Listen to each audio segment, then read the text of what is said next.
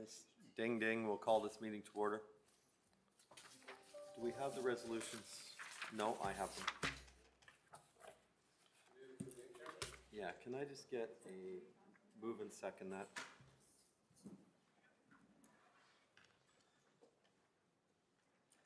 I'm gonna hold off for the opening script and the land acknowledgement till the regular meeting at 7 o'clock. Does any member of council have any disclosure of pecuniary interest on the in-camera agenda? No? We get a mover and a seconder to go in camera. Moved by, well, did you sign that, Marilyn? Okay, moved by Councillor Crawford. Who's gonna do the second? Seconded by Councillor Tyler Moran, that we go in camera. Those in favor? Vote, please vote.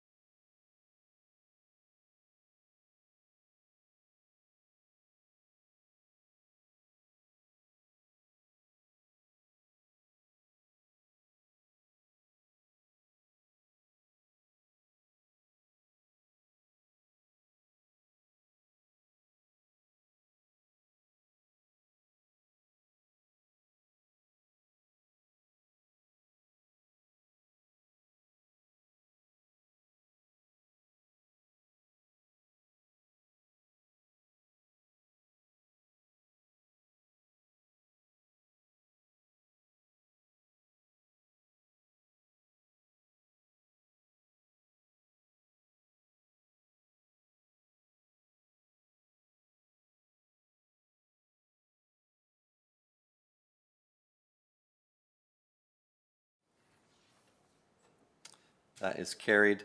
And we need to ratify actions taken in camera, moved by Councilor Henry, second by Councilor Crawford, that all directions approved during the closed session be ratified. Please open the vote, Mr. Clerk.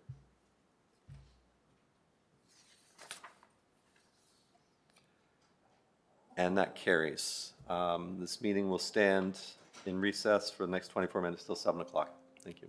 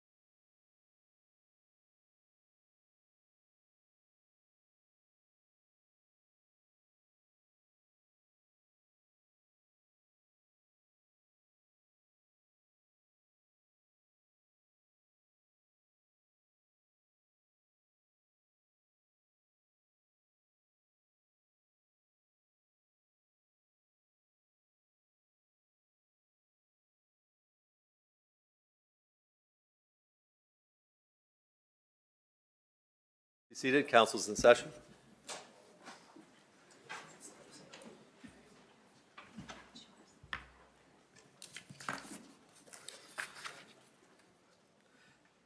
This meeting of Ajax Council is being held in a hybrid meeting format with virtual and in-person participation by members of the public, staff, and council. This meeting is also being live streamed and may be viewed online at ajax.ca/live. A friendly reminder to all participants to please use their microphone at all times for the benefit of those participating in council chambers and joining remotely. To those making submissions as part of a public meeting, please ensure you sign in using the sheet available at the accessible lectern to preserve rights available to you under the Planning Act or other applicable legislation. I'll now call this meeting to order, or back to order. I'd like to begin this meeting by acknowledging that the land in which we gather is situated within the traditional and treaty territory of the Mississaugas, more specifically the Mississaugas of Scugog Island First Nation, signatories of the Gunshot Treaty of 1788 and the Williams Treaties of 1923. This land is and will continue to be home to the Indigenous peoples. Let us acknowledge the mistakes and traumas of the past through authenticity and support truth and reconciliation. Let us engage and celebrate Indigenous communities by being leaders of action and acknowledging the United Nations Declaration on the Rights of Indigenous Peoples and the Truth and Reconciliation Commission's recommendations towards truth and reconciliation. Let us keep these principles close as we continue towards truth and reconciliation, and as we move forward with kindness and respect as a community. Does any member of council have any disclosure of pecuniary interest on tonight's agenda? No, hearing, seeing none.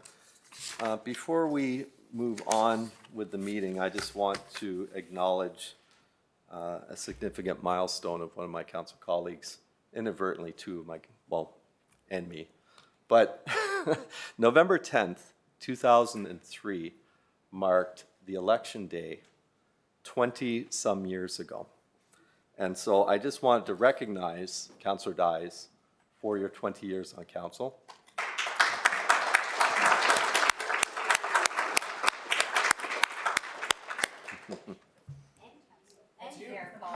And me, but still. No, that is a significant amount, and thank you for all your contributions. Moving on, we've already finished our closed session, the open session. I have a mover of the minutes, moved by Councillor Tyler Morin, second by Councillor Dyes, that the following minutes of previous council meetings be adopted of the regular meeting of October 23rd, 2023, and the closed meeting of October 23rd, 2023. Any questions, comments, errors, omissions on the minutes? Hearing, seeing none, we open the vote, please.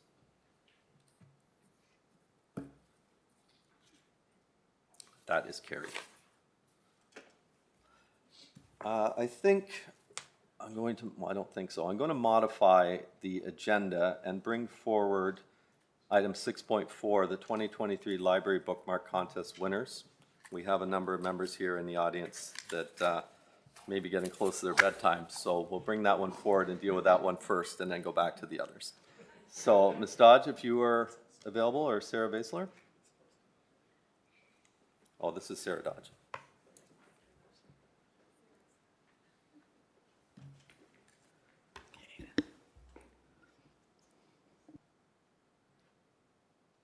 Thank you, Mayor Collier and members of council for hosting the library for this presentation this evening. Thank you also to Library Board Chair, Regional Councillor Sterling Lee, and Ajax Public Library Chief Librarian and Executive Officer Sarah Basler for assisting with the winner certificates presentation. My name is Sarah Dodge, and I'm the Coordinator of Community Engagement at the Ajax Public Library. In recognition of Ontario Public Library Week this October, the library invited Ajax children from junior kindergarten to grade 8 to showcase their love of the library by designing an original bookmark. This was the 13th year the library ran the competition, and we are once again delighted by the result. 12 winning bookmarks, one for each month of 2024, were selected by the library staff and will be distributed at all branches starting in January. Each winner tonight will receive 20 copies of their bookmark plus a certificate to celebrate their artistic achievement. We are once again delighted with the high quality of submissions received, and the competition was very close during voting. Congratulations need to also go to all 178 artists who submitted their original design. And now I'm just going to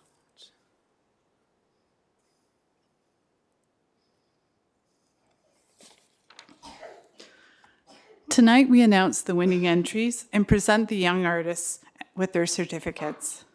At this time, I invite Mayor Collier, Board Chair and Regional Councillor Sterling Lee, and CLEO Sarah Basler to come forward to congratulate the winners. Devin Ward, Youth Services Librarian, and Kylie Percy, Coordinator Marketing and Communication, are also assisting tonight.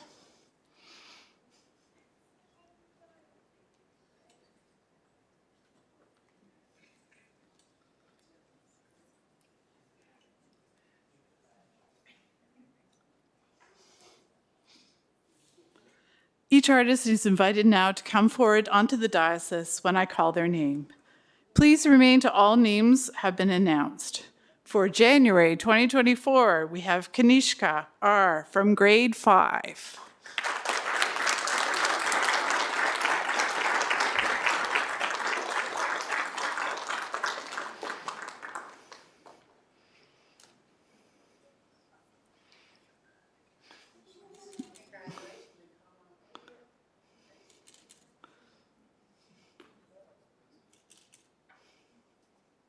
Okay, great. And you move over to Devin? Yeah. For February 2024, we have Anya P., grade 8.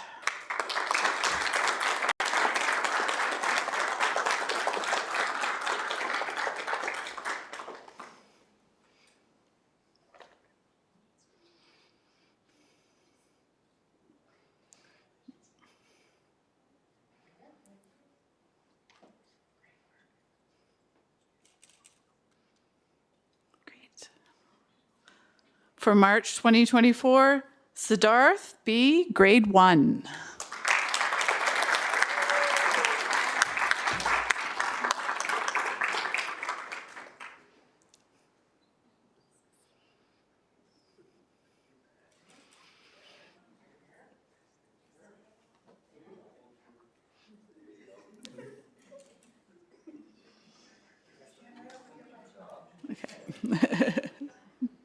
For April, we have Prananth for grade 3.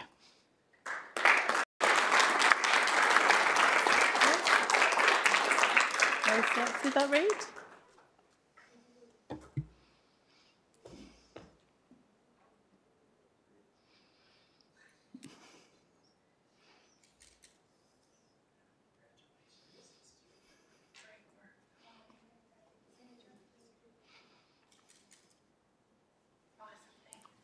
For May 2024, we have Sirhan S., grade 2.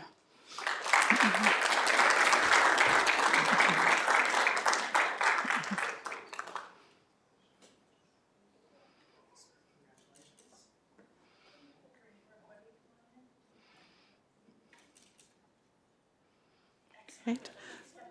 Oh. For June 2024, we have Rishvi D., junior kindergarten.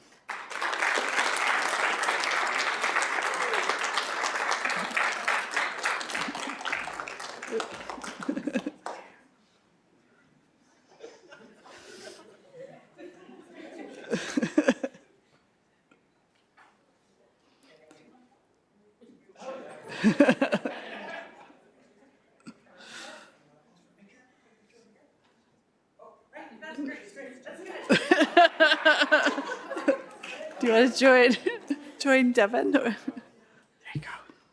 For June 2024, for July 2024, we have Syed, grade 2.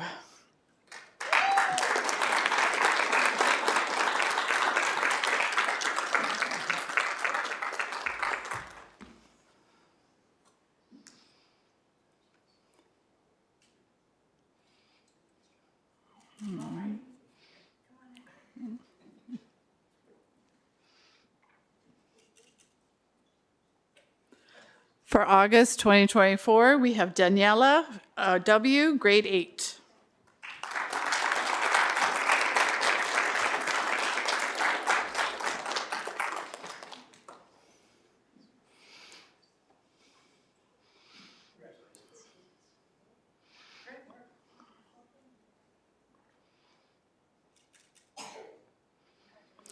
For September 2024, we have, Nathalia M., grade 2.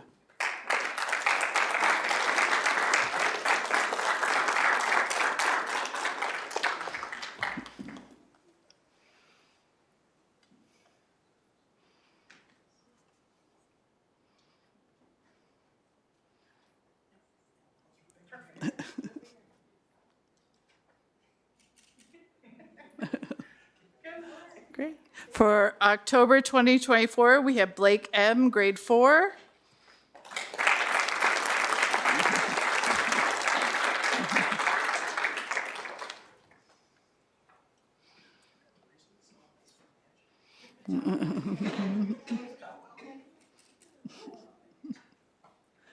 For November 2024, we have Marista T., grade 5.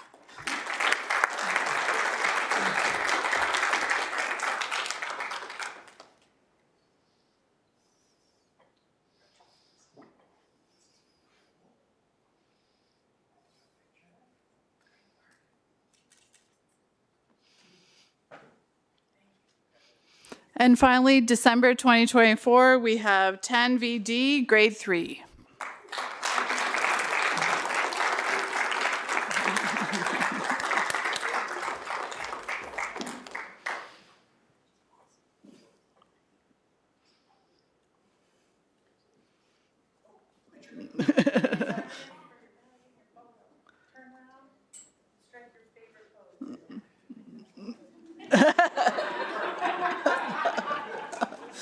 Wonderful. Now, could we have everyone come over, squish over, and we'll get a big group photo with all our paraphernalia? Yeah, there we are. Okay, 1, 2, 3. Oh, my word. Thank you, guys.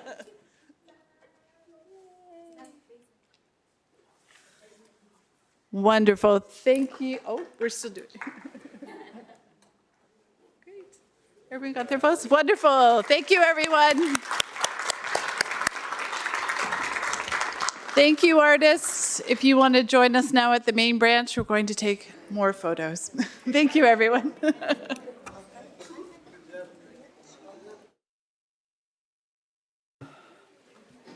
And I know we have a riveting agenda here tonight, but you don't have to stay. So if you'd like to slip out quietly, we'll give you a minute to do so.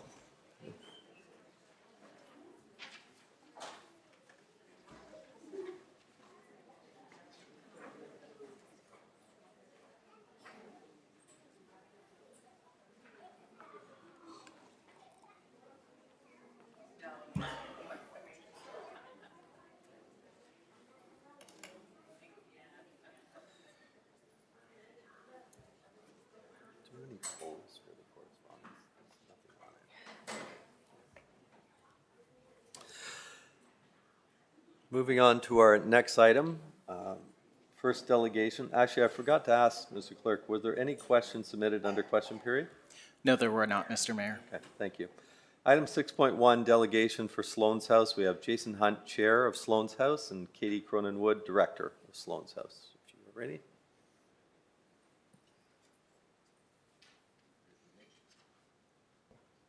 Thanks. Good evening.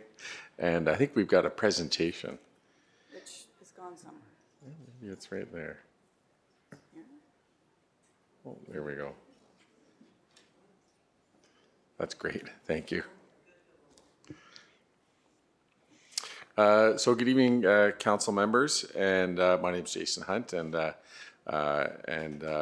my colleague Katie Cronin-Wood is here with me tonight, and we have a presentation for you about Sloan's House Pediatric Respite and hospice. And Katie's going to start us off. So I too would just like to say thank you for the opportunity to share the story of Sloan's House with you this evening. I've been a longtime resident of the town of Ajax. My husband, Jeff, and I moved here over 30 years ago and have raised 3 children who have gone on to have families of their own.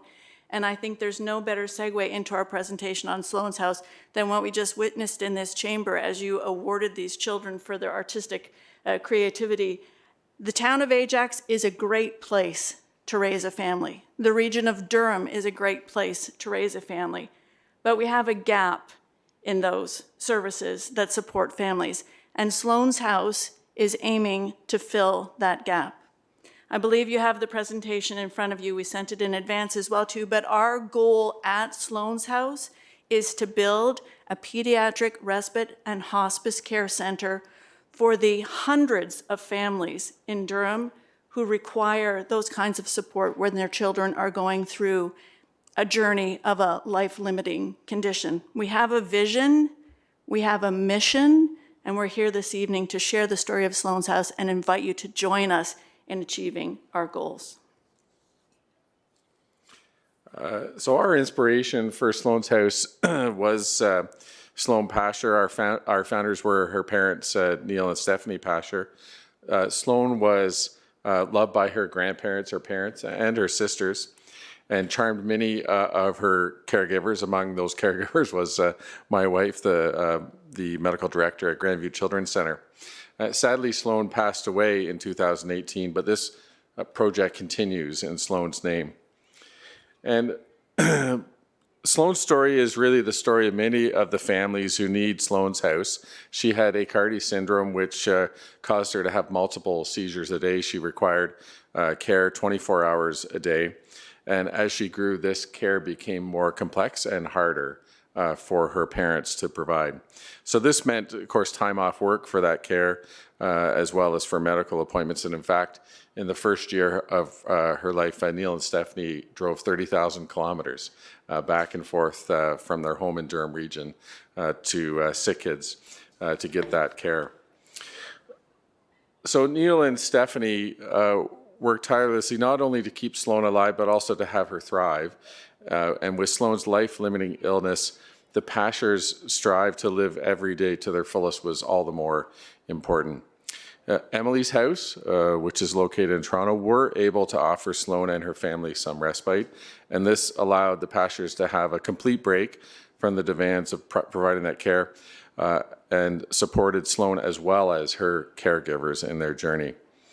At Sloan's house, at Emily's house, Sloan was cared for by medical professionals, and she was cuddled and loved by the volunteers that were there, and attended the programming at Emily's house while her sisters and her mom and dad were able to sleep through the night or have a weekend together. Emily's house became a trusted space for the Pashers, and on February 2018, when Sloan was 8 years old, Sloan died at Emily's house in her mother's arms, but surrounded by her family. Jack is another example of the need that we have for Sloan's House in Durham region. Jack and his family lived in North Durham, and he was a typical little boy. He loved life, he loved to play with all his friends, but he was diagnosed with a life-limiting condition when he was 6 years old. And so he eventually required the use of a wheelchair. And shortly after Sloan died, the Pasher family received a call from Jack's family saying that they thought his death was imminent and where could they go? And their only option was to leave Durham, was to leave their home and travel into Toronto. So when we think about hospice, when we think about what that journey actually entails, it's about providing a place for a safe death, for a supported death. You may have examples in your own family as well too.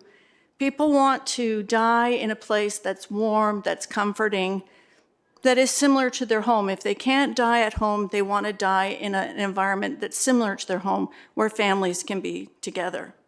And that's what happened with Jack. He got to Emily's house, he thrived for a little bit longer, but he actually died on his birthday, surrounded. Thanks, Katie. Our starting point was to reach out to stakeholders within our local municipalities. We're also working with the province in the healthcare sector, including Grandview and Lakeridge Health. And we've actually even started to look at the operational side of Sloan's House. We had our first Sloan's Day, a day camp at Windreach Farms, which was a great success, and we're looking at repeating that next year. And internally, we've started to do program definition and development to prepare for the day when Sloan's House opens. So we already have a very strong community of partners. We've enjoyed a great deal of municipal support, as well as the support from our Member of Provincial Parliament, Lauren Coe, since day one. We have a great partner in Grandview Children's Center. In fact, their outgoing or retired CEO, Lorraine, sits on our board. We also have a great partnership with the Durham Pediatric Complex Care Program that Grandview operates with sick kids. And more recently, we've enjoyed quite a bit of help and support from local hospices within Durham Region, as well as pediatric respite and hospice centers throughout the province. You can see we've got a very strong governance model in our board, and we've had past and current representatives from many recognized community partners like the college, the university, the local health integration network, the region itself, Grandview, Whitby, Rotary, and local businesses. Our board is strongly connected to the families that we're working to provide these services to, and also strongly connected to your community. And that's our presentation, subject to questions. On the delegation. I'll just open, I'm sure some will come up, but what is the time frame? You've got the land now. How long is your fundraising campaign going to last? We're looking at probably as early as a 2-year timeframe to really launch the fundraising campaign. We don't know how long the campaign itself will last, but we're in the early stages of that. We've completed a feasibility study, and the stage one after the feasibility study was the stage we're in now, which is community outreach. And as I mentioned, we're also building the governance side, looking at program development and things like that. So once we finish reaching out to all of the local municipalities, we would expect that you'll hear more about a formal announcement of our capital fundraising campaign, likely sometime in the next 6 months. Okay, so you don't have a target yet? We won't have a target until we start the campaign. Okay. I assume you'll reach out to the region of Durham and other municipalities making a similar presentation? Yes, and as some of the councillors will know, we have presented to the region in the past, and we're currently presenting to each local municipality. Okay. Thank you very much for being here tonight. Oh, let's see Councillor Bauer in the speaker list. Thank you, Mayor Collier. Thank you for coming tonight. Excellent, wonderful presentation, and very dear to my heart what the work that you're doing. Thank you. Can you talk about exactly how much are you hoping, anticipating, expecting to raise? We don't have a detailed design assessment of the building. Okay. So at this stage, our numbers are pretty preliminary, but I think we're looking at in the minimum in the $10 million range for a building that we require. Okay. Thank you. Okay. Further, Councillor Henry. Thank you, and thank you for your presentation.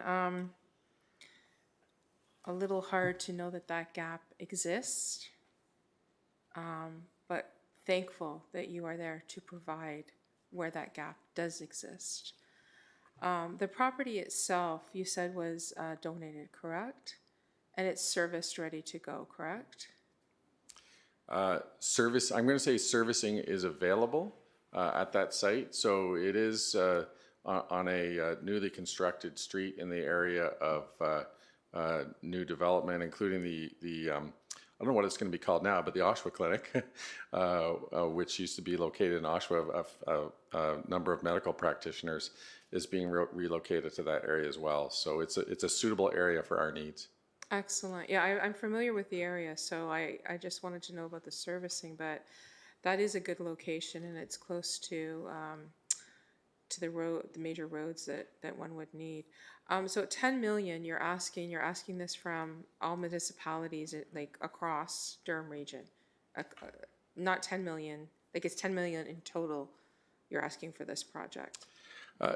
Yeah, so we anticipate a capital campaign which will be, across the region as well as the surrounding area. So in our discussions with the member of Provincial Parliament, Lauren Coe, we have indicated our ability to serve a broader area than just Durham region. So the next available similar service is in Kingston. So it's really Central East is sort of our target.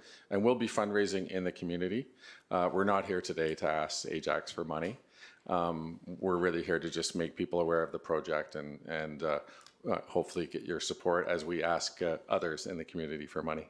Excellent. Well, you started with someone that knows a lot about that profile, Lauren Coe's office, and Lauren Coe himself. So you're off to a good start. So thank you for coming forth tonight and giving this presentation. Thank you. Thank you.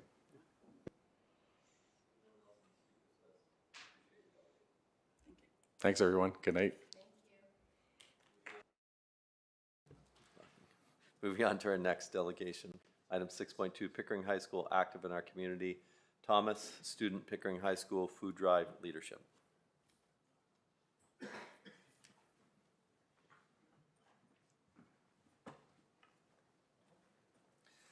Please sign in, and when you're ready, go ahead. You'll have 5 minutes.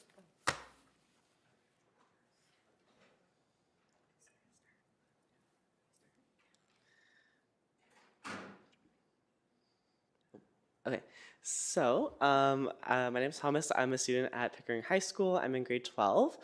I'm a member of a student group called Students for Change, whose staff advisor is right here, Miss Leaney, as well as the grade 12 leadership class. So we're just here today to talk about just some of the things we've been doing over the course of the semester. And yeah, so first we're going to talk about the food drive that I ran or helped run through the student group Students for Change. We ran it for Feed the Need in Durham. So Feed the Need served over 1,650,000 meals in our Durham neighborhoods in the last year. There were 134,518 visits made to food banks in Durham region over the last year. And of those individuals that access food banks across Canada, 38% of those individuals were children. So that many children would fill my high school over 150 times. So why we do our drive, it's to help food insecure people within our community. So through Feed the Need Durham, it gives my peers the opportunity to make change within our own community and to continue improving and contributing after 17 years of successful food drives, which has been spearheaded by the wonderful Ms. Leaney. So if she wants to talk a little bit about the history of it, yeah, I'll let her, yeah. Thank you very much for having us this evening. My name is Sarah Leaney, like Thomas has introduced me as. I've been working at Pickering High School now for 24 years and running the food drive for 17. So 17 years ago, my geography class and I were talking about food insecurity globally, and they decided, well, what's the situation like in Durham region? What's the situation like here in Ajax? And we discovered that there was a need for food. There is food insecure people in our region. So we decided to run the food drive. We run the food drive at Halloween, strategically because after Thanksgiving and before Christmas, the food banks are empty.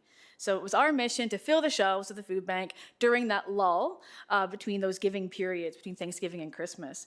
17 years ago, and for the better part of the food drive lifespan, we partnered with Salvation Army House of Hope, which is just across the street, and then the pandemic hit.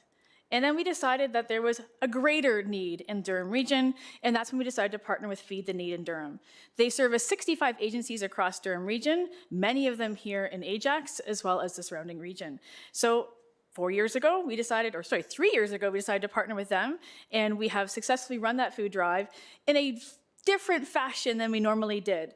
Because of the pandemic, we were limited to what we could do in the school because of the COVID regulations. So we decided to come up with a food drive model, which is a drive-through. So if you know Pickering High School at all, we have a circular front driveway, and it was perfect for a food drive-through.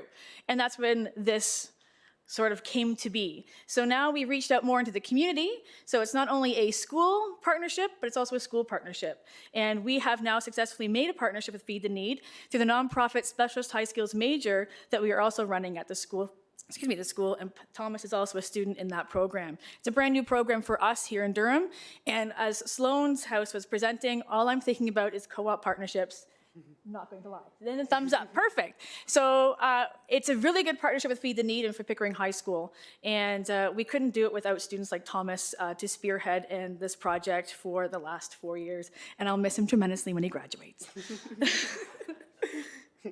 Thank you, Miss Leaney. I'll visit. So we had 3 main food drives events. So we had our in-school collection all throughout the week from October 21st to November 1st. And then, like Ms. Leaney was talking about, the food drive-through, which was held on Saturday, October 28th. Just a quick thank you to a few of the council members who came out and showed their support. And we also had a Halloween bake sale within the school on Tuesday, October 31st, which raised a significant amount of money.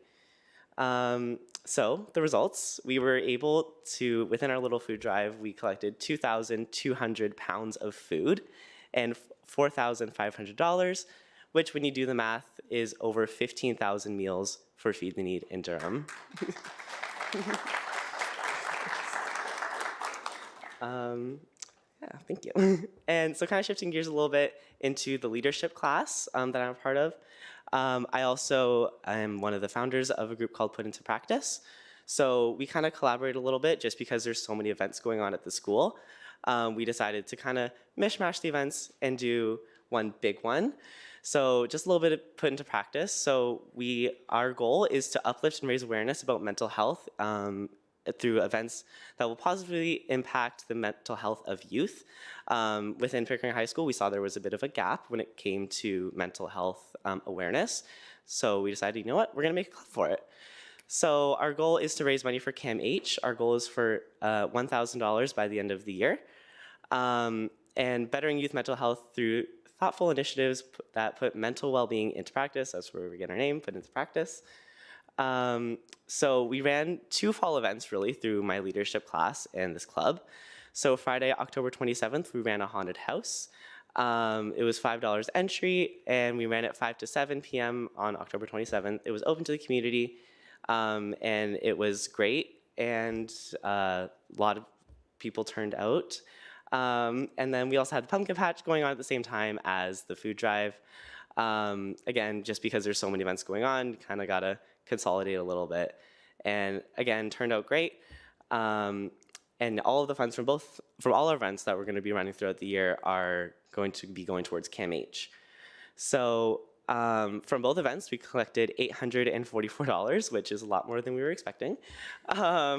So we're hopefully going to surpass our goal of $1,000 by the end of the year. So all of that money is going to CAMH. And that's it for my presentation. Thank you so much for having us here tonight. And yeah, that's it. Thank you for your delegation. I have a couple of questions. Councillor Lee, you are first. Thank you, Chair, and thank you for your presentation. Very uplifting to see you and your organization take initiative. So I'm wondering, for the food drive especially, obviously everyone is doing some sort of food drive, especially this time of year. How did you get past that noise, so to speak, to actually get such a big donation? What are you doing for your outreach kind of thing to get so many students involved? Because it's maybe something we could share with other high schools, for example. Yeah, for sure. So for us, social media is big for us. I run the club's social media. We try to also incentivize, so all students that donated, for every 3 items they donated, they received a raffle ticket. And then we had a lot of prizes. We either purchased ourselves or was donated. We had like Smash Kitchen and Bar out in Whitby. We had Canadian Tire gift cards. We had Cha Time, a whole bunch of stuff.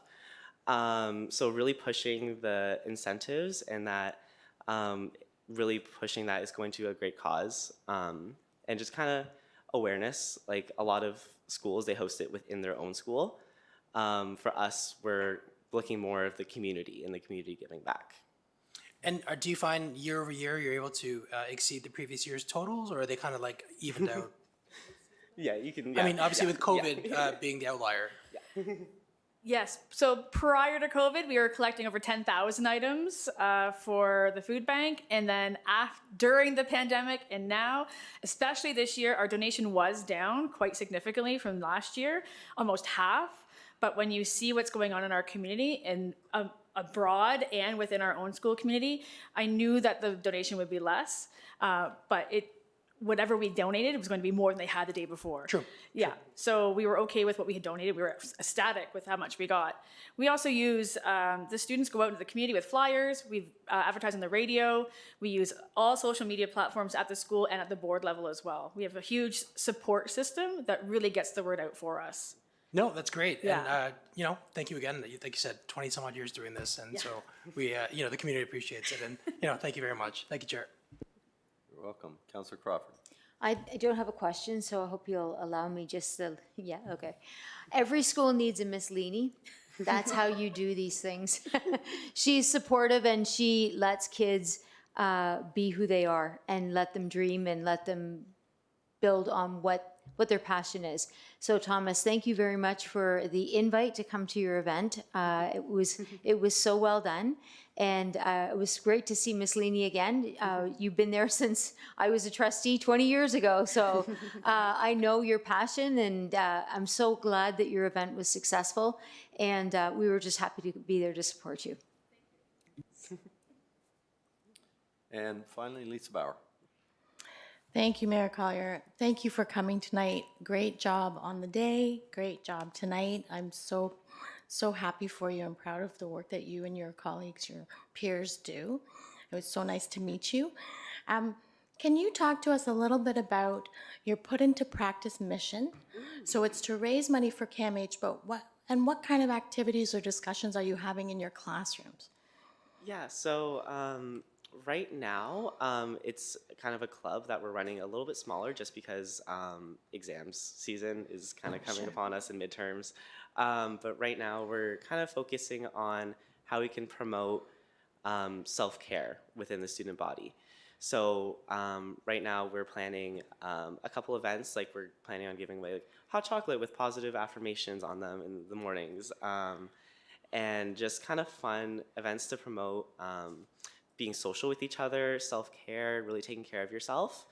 And we're still thinking of things to do, just because we're trying to be creative, because there's so many things going on at Pickering High. Sure.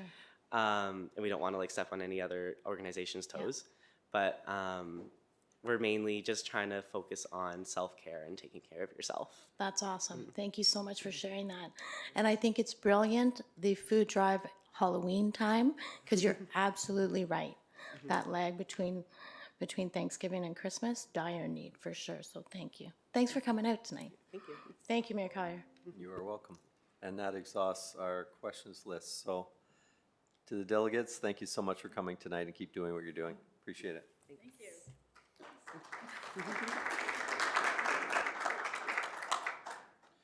Next item, 6.3.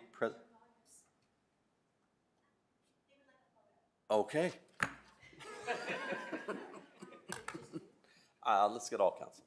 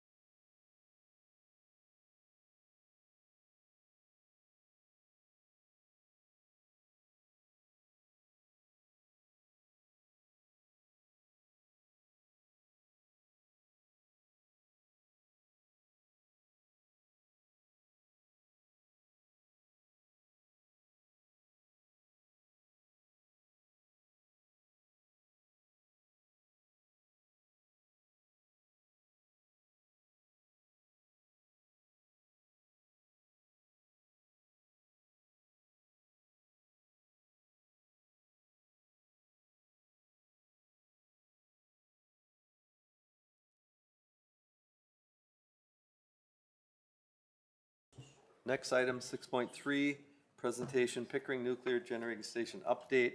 Emily Tarley, Deputy Site Vice President, Pickering Nuclear Generating Station.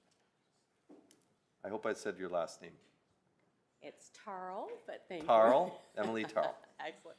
Whenever you're ready, please go ahead. You have 5 Wonderful. minutes. Thank you. Good evening, Mayor Collier and councillors. Thanks for the opportunity to present OPG's annual report on our Pickering Generating Station, just down the road. My name's Emily Tarl. I'm the Deputy Site Vice President at the Pickering Station. I've been in that role for just over a year now. I've been with OPG for about 22 years. Most of that time I've spent at the Pickering plant. A short jaunt down the road at Darlington for the Darlington refurbishment project. But I think Pickering is my home. I was quite happy to come back, and I'm here today with my colleague Annalise Saint-Aubin. She's our Senior Manager of Public Relations, Corporate Relations, and Projects. Annalise and I are both residents of the Ajax area, so really fun for me to see the proceedings and nice positive. My kids participating in the bookmark contest a few years ago. They didn't win, unfortunately, but there was some really good talent out there today. So we're pleased to be here today on behalf of the more than 4,500 employees who support the station at Pickering, the majority of whom do live in this in the Durham region. You know, my guess is you probably know someone at some point in your life that has worked for Ontario Power Generation at one of our facilities, Pickering or Darlington. Pickering has been a proud part of this community for over 50 years, which is a little bit older than I am, but it's really quite an accomplishment. You know, one of the things when you think of the plant, you know, reliably chugging away and creating that energy, keeping the lights on, and we kind of think, yeah, that's what we do every day, but really what we're measured in isn't necessarily the fact, I said that's your table stakes, is keeping the lights on, producing that power reliably, but how we're measured is you know, what we're doing in terms of the impact that we're leaving on the community and what we're doing now, and also how we're building the future of the community. So that's kind of what I really want to talk to you about today, sort of where we are and also the bright future that we currently have right now at the Pickering Station. Next slide. Wonderful. So just a little bit about Pickering. So our 6 operating units, we actually have 8 units there. 2 of the units have been decommissioned a number of years ago. We've got 6 operating units producing 3,100 megawatts, which is about 14% of the province's electricity. Enough to power, little stats, 1.5 million homes annually. You can impress your friends with that at parties. Our current operating license with the Canadian Nuclear Safety Commission allows us to operate the units until the end of 2024. So that is quickly coming upon us, just a little bit over a year. And it will allow us for safe storage activities at the site until the end of 2028. We have submitted a license amendment request to the CNSC to allow us to operate our Pickering 5 to 8, so 5, 6, 7, 8, the 4 units on our Pickering, what we call the sort of the B side, until the end of 2026. I'll talk about that a little bit more in the presentation. Obviously, many economic and environmental benefits we provide to the region and the province. I spoke of the 4,500 highly skilled workers that we do support specifically at the Pickering Station and Durham region. Producing 20% of the world's supply of cobalt-60, a medical isotope. I'll talk about that a little bit. And just providing the clean, reliable energy, the equivalent of, here's another statistic for you, 643,000 gas-powered cars from the roads. All right. So we've invested a lot of money in innovative programs and initiatives at Pickering in recent years, and the investments really it's coming from our employees. We have a lot of really fantastic people working at the plant and with the plant. A lot of really excellent vendors. We're constantly looking for. People may think nuclear is boring and stale, but we're constantly looking for new and innovative ways to do things. We have had the best performance in Pickering's history, which again I find remarkable for a plant that's over 50 years old. Really through the dedication of the staff that we have at the Pickering plant. Our unit performance at Pickering has improved significantly due to these investments and the improvements that we've made over this licensing period.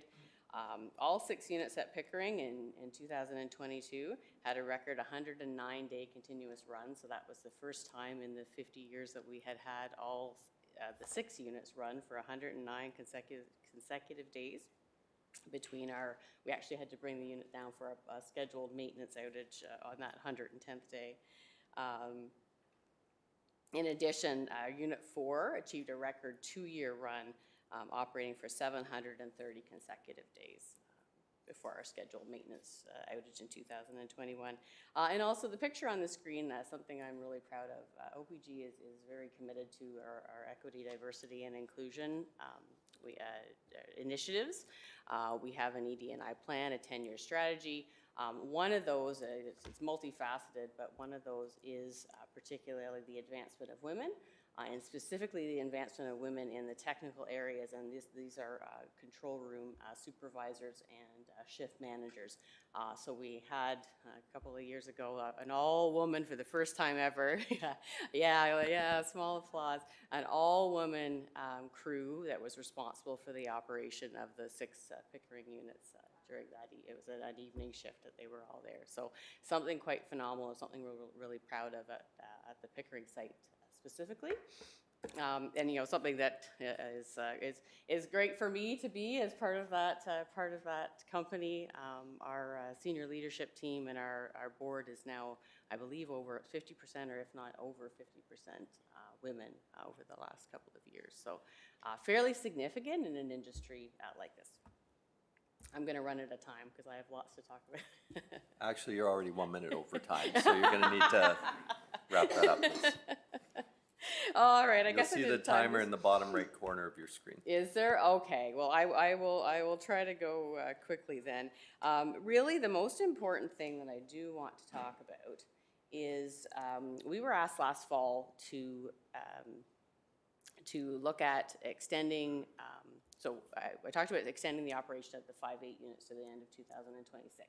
And that's to allow for Bruce Power, who's currently going through a refurbishment, and our Darlington refurbishment projects to get further ahead before we remove units 5 to 8 from the grid.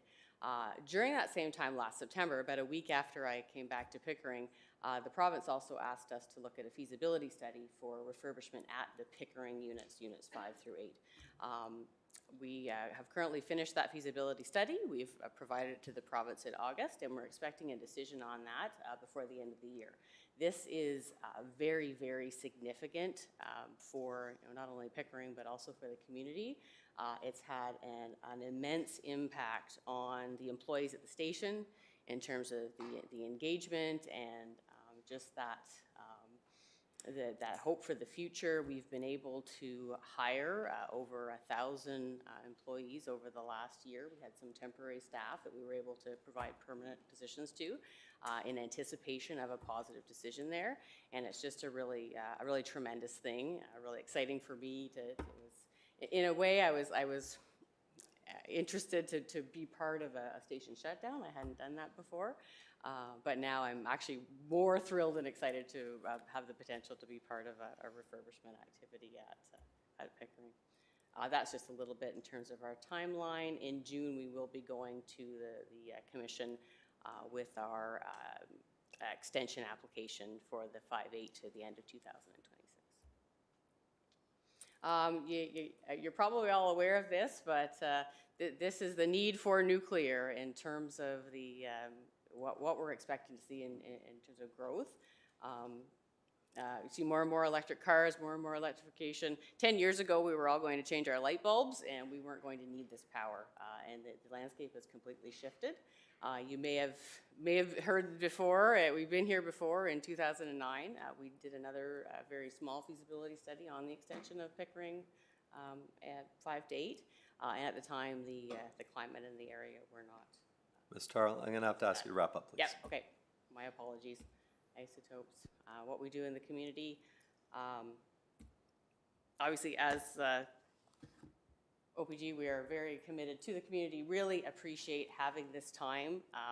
Obviously, I had way more that I wanted to share with you than the 10 minutes allotted, so my apologies for going over time. I would be happy to take any questions.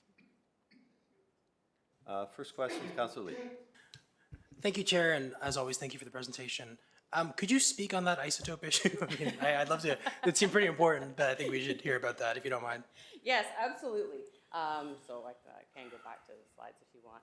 So OBG at Pickering, we do produce about 20% of the, I think it's the world's, sorry, I have my notes. So we produce about 20% of the world's isotopes through our operating reactors. So we have seeds that we put into the reactor, and that during our maintenance outages, we're able to pull that out. And they're used for sterilizing medical equipment in the food services for sterilizing foods. Great. So there's a lot of talk that, you know, in your chart showed it too, 2028 to 2030, there's gonna be a significant energy gap because, you know, things are gonna be shutting down and we don't have enough things firing up.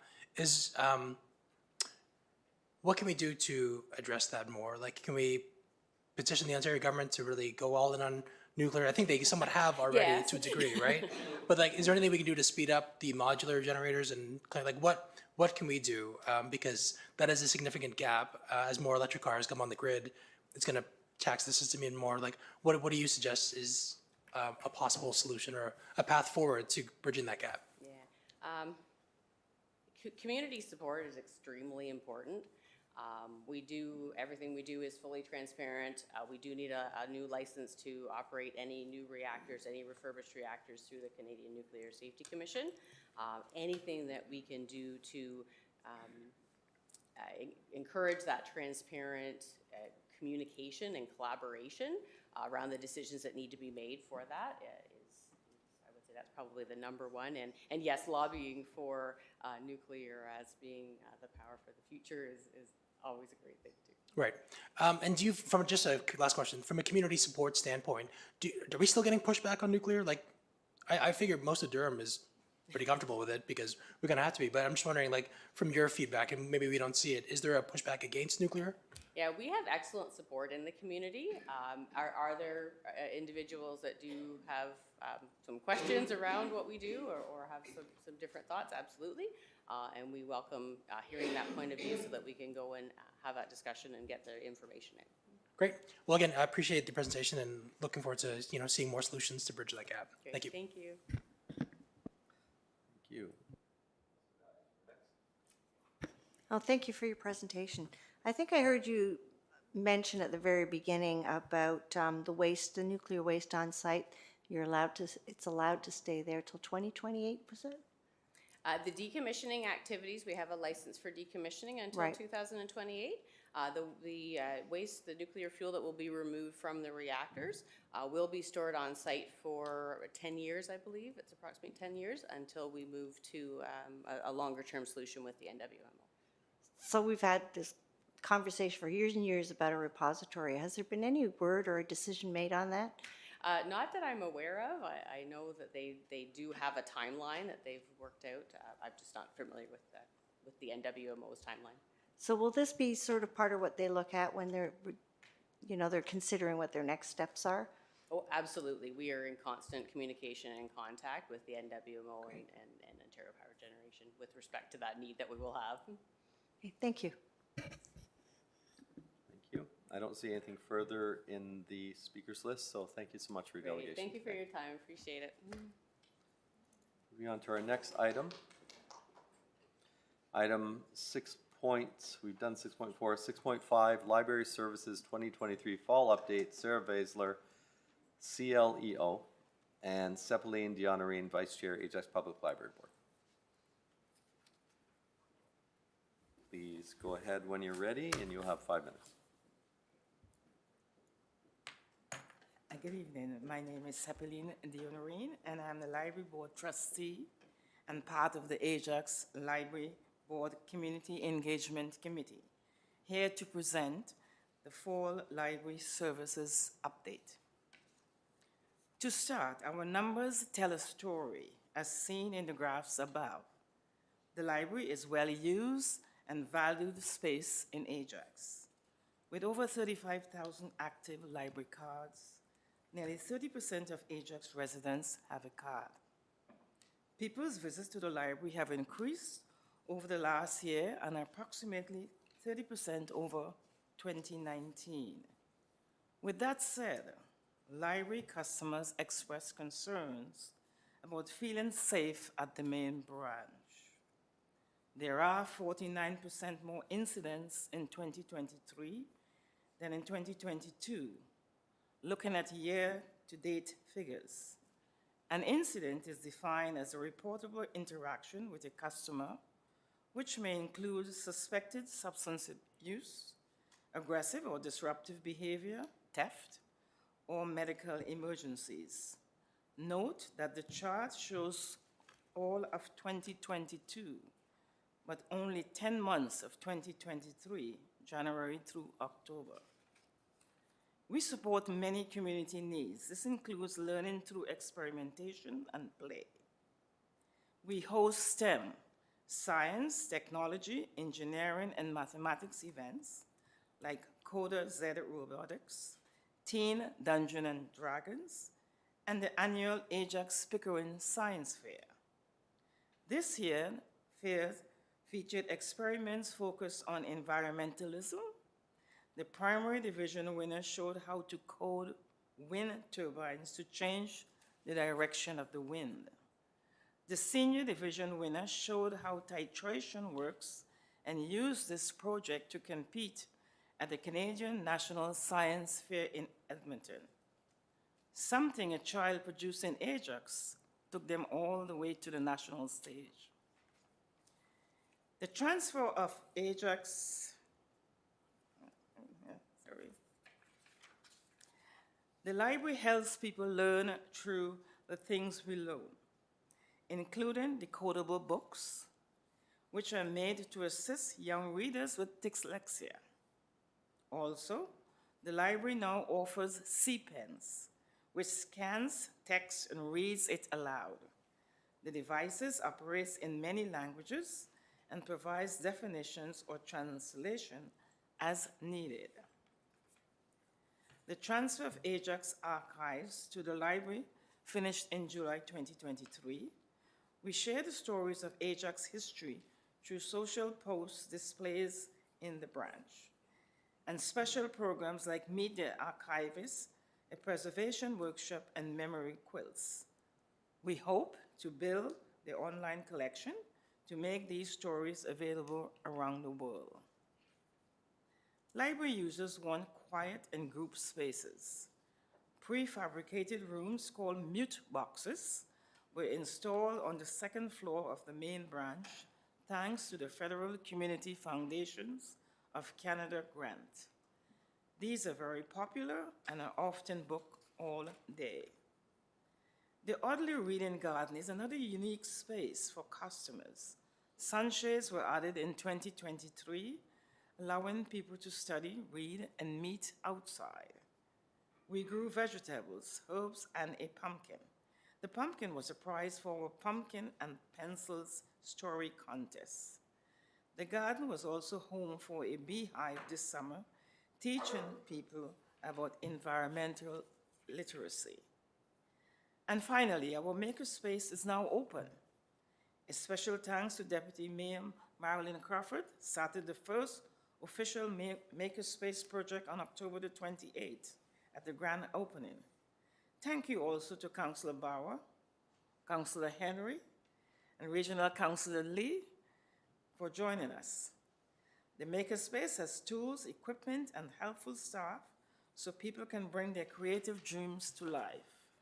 The laser cutter, 3D printer, embroidery and sewing machines, and vinyl cutters are free to use and help teach new skills. There is a recording studio with cameras, microphones, and instruments, which we call the booth. People are excited to complete their projects and are sharing their enthusiasm with one another. This is why one customer saying, "This is why we live in Ajax." Thank you for your time this evening, and our Chief Librarian and Executive Officer, Sarah Vilse, will take any questions. And your timing was almost perfect. You have 7 seconds left. Excellent. First questions from Councillor Henry. Thank you, and thank you for the presentation.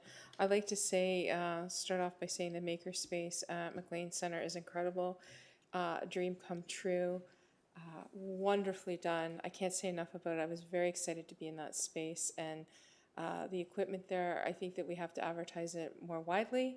Like to see it duplicated in all the library facilities. I know that's a budget issue, but down the road. I did want to ask about the safety at the beginning of the presentation with regards to how folks were feeling in the space, and you mentioned some concerns. And I wanted to know, and I'll look to Mayor Collier's guidance if I can ask this question or not. Are we tracking, or is it in this, is it broken down, which particular facility folks are feeling that this is being most impactful, their safety? Can I ask that question, Mayor Collier? You've already asked that question. Thank you, sir. Ms. Faisler? Through the It is in the chair, report.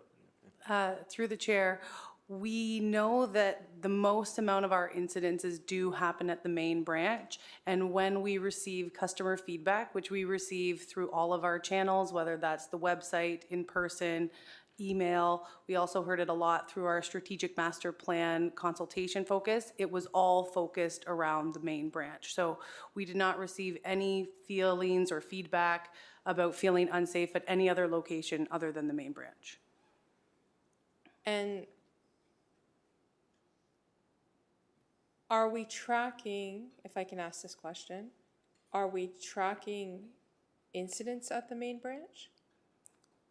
Through the mayor, yes, we are. So what I've provided you in the statistics and the report that you've seen are the amalgamated number, but if I'm looking at 2023, of the total we gave you, which was 140, 122 of those happened at the main branch. Okay, and this is my last question, and might be where Mayor Collier tells me you can't ask that, so I'm respectful if I cannot. Are we tracking how many are overdoses? Through the mayor, we do track the different types of incidences. I did not bring the breakdown per type, but we also can only suspect that some are incidences. Sometimes we have escalated customer behavior that we do not diagnose. We just know that that's an escalation. Thank you. That's all my questions. Councilor Bauer, you're next. Thank you, Mayor Collier. Good evening. Thank you for that excellent presentation and update. Loved it. Can you explain how a decodable book works? I've never heard of it. Through the mayor, a decodable book is a collection of books that is dedicated to help children with dyslexia read. So it breaks down different patterns of words together to make them more digestible. It's pattern reading. It's literally the code of reading. Wow, that's great. And congrats on the opening of the Makerspace. Have you seen a pattern yet or stats? Can you speak to what the residents are really excited to try? Through the mayor, yes. So in our first sort of 20 days from November 1st to the 20th, we've already seen 154 equipment uses and have had over 260 visits to the Makerspace. We know that the booth is very popular and that's being used, but our most popular machines right now are the Crickets, of which we have a small scale and a large size, as well as the embroidery machine. What's the Cricket for again? And the Cricut is used to cut intricate pieces, either a piece of vinyl or perhaps paper, and then we can use that vinyl to stick it with a heat press on a t-shirt or on a window, depending on the material that you use. Great. Thank you. Those are my questions. Thank you. Councilor Crawford. Thank you. Through you, Your Worship, to Sarah. The incidences that you had, are they predominantly in the fall, winter, or do they carry on all through the year? Through the mayor, last winter, we experienced a dramatic rise of incidences. And while we expected that to stop just at the winter season, we did see a continuation of that into the spring. Upon the opening of the pool, those incidences did subside. And as winter comes back and the colder weather comes back, we do see that rise again. So there is a pattern in terms of what we're seeing, which is very consistent with public libraries across the country. Ajax is not alone. All urban public libraries are facing this crisis. So a busy park or a busy area creates less incidences, That is correct. right? I noticed you handed out bags to the children for the bookmarks. Did you have their names embroidered on them? We did not on this time, but Okay. thank you. We were able to provide council members with Yeah, their personalized yeah, they were bag. great. Thank you. Okay, thank you very much for your presentation. Okay, finally, Councillor Lee. No, Chair, I was just wondering if we should move up the departmental report to just get rid of that now. Okay. Anybody else wish to speak to this or ask any questions to the delegation? Nope, good. Moving on to, we will bring the departmental report forward. 8.4.1 APL Library Service Fall Update. Just let me find it. There we go. Yeah, you can have a seat, Sarah. Good job. Departmental Report 8.4.1 APL 2023-04 Library Service 22-23 Fall Update, moved by Councillor Dyes, second by Councillor Bauer, that the Library Services 2023 Fall Update be received for information. Questions? Hearing, seeing none. Oops. Yeah. I pressed the wrong button. Let's open the vote. Can support it. I'm going to sign this in advance because I'm sure it'll carry. There we go. That carries. Thank you very much. That concludes our presentations and delegations. Moving on to, we have one public meeting on official plan amendment application OPA 23-A2 zoning bylaw amendment Z2 23 Permita Holdings Limited 310 Kingston Road East. Bear with me for a second because this is a bit of a new process. So, I guess my first is ask if anybody is here to speak to this, or are you going to put it on the screen, Mr. Clerk? Mr. Or Mayor, do I these, just open it up? just open it up, Okay. yes. So we brought this forward, and I'm doing this amendment through the mayor's directive because, just for time, we as a council approved the zoning amendment and the bylaw amendment, I want to say February, but it was quite some time ago, for 310. I think it might have been December of 2021. Okay, so If I'm not quite mistaken. some time ago. Through the site plan process, some design changes to the building have caused some of the aspects of the building to no longer conform to the, not the zoning bylaw, I guess the zoning bylaw.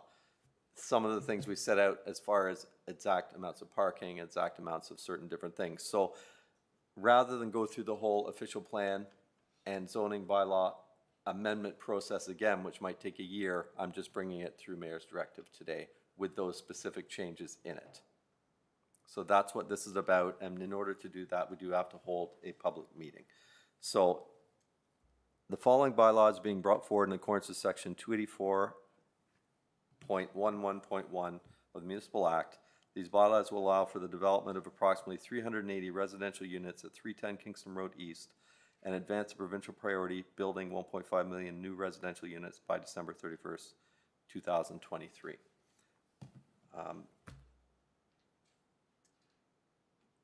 I have the things here. I guess I should go through what some of the changes are. Okay. So, specifically, because of the change in design standards, they did amend. We're all familiar with buildings that we have now, like Medallion, for instance, at Pat Bailey Square, where they turn the air conditioning off in the fall and turn the heating on, but then we have a hot week and everybody, or a cold week, sorry, a hot week, and everybody complains there's no air conditioning, and vice versa in the spring. They made an amendment to the building, to the air conditioning heating units, away from that, and to have individual technology so everybody's rooms has their own control over their own heat and air conditioning. Due to a change in that, it required extra equipment, which took away a couple of parking spaces. So I believe it was 13 parking spaces reduced to accommodate that new system. That was one of the changes. Through some of the design aspects, there's also changes to the 5th story, to the square footage, to the 6th to the 17th, change to the square footage, and a few of those, and it increases the number of units by 11, of which 2 will be affordable units, because this building is a 20% affordable unit building over the 5% that we're currently asking. I believe they did get CMHC funding on this project, which is going to help that go ahead. I'm not sure what else I have to do under the public process. Mr. Clerk, I'm looking for guidance. Mr. Mayor, I think you've summarized the fundamental elements of what is proposed. And so at this time, if there's any members of the public that wish to ask questions, they are free to do so. I'll ask council first, and then I'll go to the public. So does any member of council have questions? Councillor Crawford? Question is, should this pass tonight, how fast can we see shovels in the ground?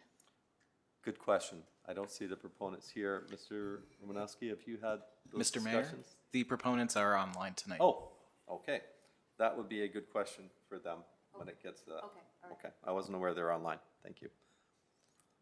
My request would be as soon as possible. I'm not sure how far they are through the site plan process, how close they are to completion. Mr. Romanowski, do you know offhand? Offhand, I wouldn't know. I can defer to Mr. Simpson to get a status update on the site plan application. And just for council's information, the amendments that are in front of us today were done through direction to planning, so they prepared the documents. Yeah, Mr. Chair, the town just received the 5th submission from the applicant, so we'll have to review that. It's near the final stages, so if all is good with the drawings through this, we would be looking to prepare the site plan agreement. And once we have that, then we could start looking at permit issuance. Okay. Further? Yeah, I don't know how long it takes either. 5th submission, I gotta assume is pretty quick. I would say probably by early next year, if everything's good with the drawings, we would have some form of approval in place, but it's all dependent on if all the comments have been addressed. Yeah.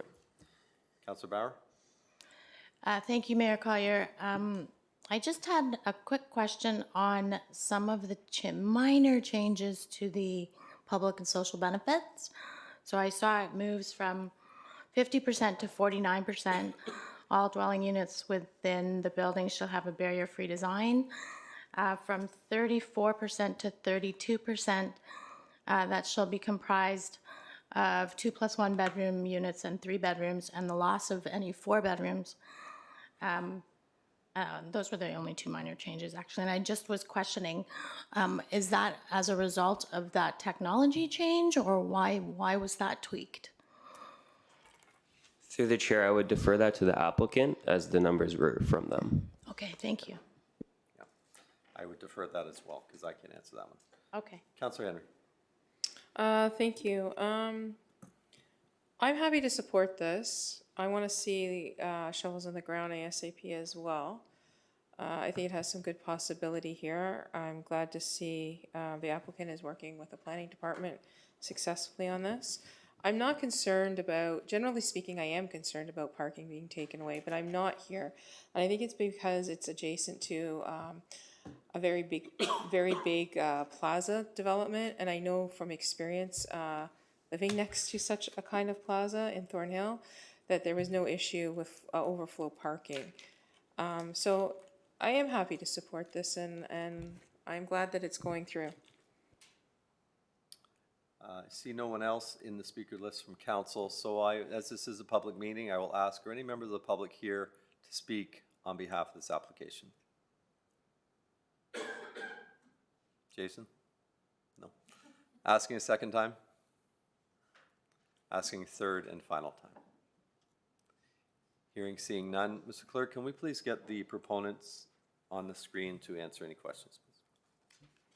Mr. and Mr. Tarski, if you can hit the button that has lines emanating away from it. There we are. Good evening, members of council. Hello, and sorry for us not being present there. Something came up. We couldn't make it on time for the meeting in person. That's why we're connecting through the virtual meeting. In regards to the questions that you had, from point of view of how fast we hope to have shovels hit the ground, our intended date is June 3rd, beginning of June of next year. This is what we have planned for. So hopefully, if nothing gonna come and push this date, this is intended day of starting of construction.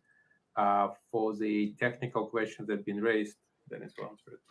The reason for the floor plate changes is triggered by the sizing of the elevator shaft. So that's on one side of the building. We are going with slightly larger elevators to make sure that the higher standard of quicker service for the residents is provided. And on the east side of the building, top 5 floors are revised to eliminate larger terraces and steppings and replace it with a more uniform floor plates so we can provide more units and make them more cost effective. This is a result of over a year of detailed design and engineering of our engineers, architects working together to streamline it. Current cost environment with construction cost is very prohibitive. So those changes, while they're minor, when you look at overall plans, they result in major savings in making the project stay feasible, because we have to stay within the allotted CMHC funding to make it come to fruition. Mayor Collier was absolutely correct. The loss of parking is due to additional equipment to be located in a parking layer, so each unit can control their heating and cooling independently throughout the year. I believe that's that. Were there any other questions from members of council? Thank you. Were there any further questions to the proponents on this? Councillor Crawford. One other question. Do you see any issues with the BRT at all? I know they've been delayed several times, and I think that's caused some issues with your delays too. But do you see that being problematic to your shovels in the ground for June?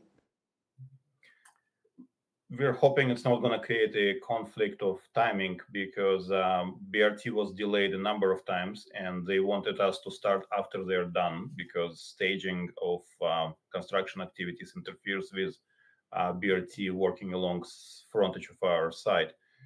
That's part of the reason why our construction is scheduled for next June. We were hoping for them to at least get this section done. We're hoping they're not going to hit any more delays. So the way it's structured right now, it shouldn't present any problem. But if that's the understanding we have with them at the moment, that we're going to be able to do our part without interfering with them, and they're not going to interfere with us. And we're also trying to stay away from this area, so there's no interference. Overlapping. Yeah. Anything further by members of council? Okay, hearing, seeing none. Thank you, gentlemen. So I do not have a resolution in front of me, Mr. Clerk. So is this based on just approval of the amendments before us? Approval of the bylaws during the bylaws section of the meeting. Okay, so this is obviously moved by myself as the mayor's directive. I don't know that I need a seconder for this, do we? I would suggest obtaining a seconder because it's our normal practice, but the motion cannot fail for lack of a seconder. It must be voted upon. Okay, so can we get a seconder, please, for this? Second by Councillor Lee as the councillor for the area. Any questions or comments on the amendments? Hearing, seeing none. Those in favor, can we open the vote, please?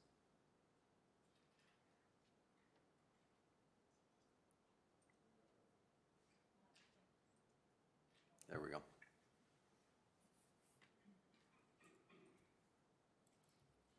And that carries unanimously. Thank you very much, members of council, for your support on this. Moving on to our next items, which is correspondence. I have a couple of polls from Councillor Bauer. I believe it was 6, 7, and 12. Any other polls? Those are all on the same subject. If there's no other polls on the remainder, moved by Councillor Dye, second by Councillor Crawford, that report dated November 27th, 2023, containing items of correspondence be received for information. Those in favor, please open the vote. And that is carried. On 6, 7, and 12, they are all on the same subject. Do you want to move all three for endorsement? Okay. Moved by Councillor Bauer, second by Councillor Lee, that the items be endorsed. Councillor Bauer, do you want to speak to them? Thank you, Mayor Collier. I think it's a no-brainer, so to speak, but I can't imagine the stress that a family would be in when that decision comes that they have to move into long-term care and then to not have a spouse be able to live with them. I think it would be terrible. So on top of the stress that they would already be dealing with health-wise. So I just think it's important to acknowledge this and endorse the support for Bill 21. Thank you. Thank you. Councillor Lee? Beyond that too, I think, fixing long-term care, there's a lot that has to be fixed. I think COVID showed a lot of flaws in the system as is, so really any kind of support in fixing the overall LTC system, I'm definitely in favor of. So hopefully the province is listening, hopefully they learn from their lessons and they put people over the profits. Thank you, Chair. Okay, further? No? Open the vote, please. Those in favor? And that carries. Moving on, Moving on, there are no Community Affairs and Planning reports. General Government Committee, item 8.2.1 of the GGC for November 20th, moved by Councillor Henry, second by Councillor Dyes, that the General Government Committee report dated November 20th be adopted. Questions? Hearing seeing none, open the vote, please.